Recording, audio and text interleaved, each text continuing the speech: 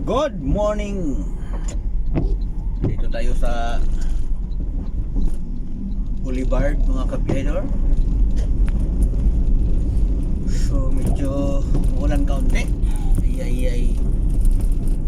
So, ito ang view sa Boulevard pag umaga, no?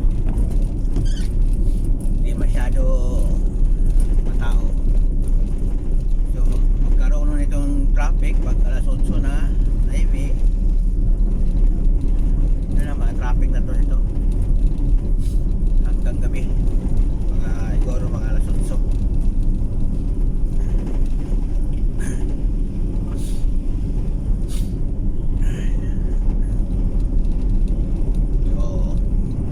ito ang view ng Boulevard, Dumaguete City mga kapahidor.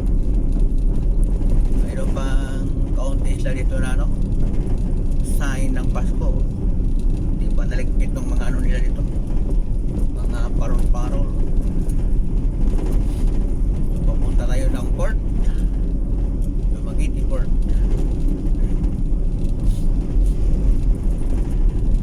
Jogging na.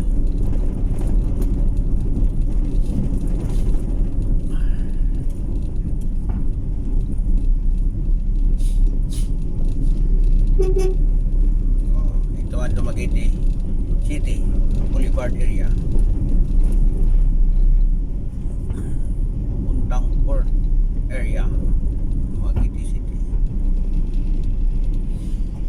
Dito kabihedor sa tapat ng port, Silliman University. Ito ang isa sa kilala dito nga university nga eskwelahan, no? Talaga naman, napakalaki talaga ng Silliman University. Ay.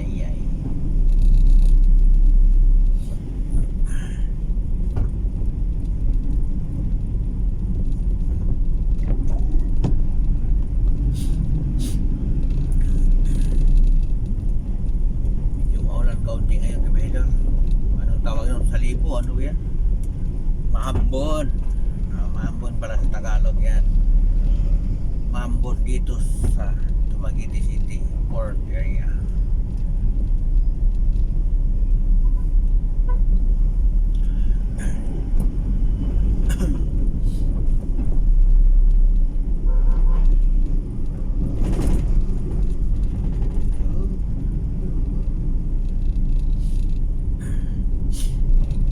Pasok tayo sa kapahedor.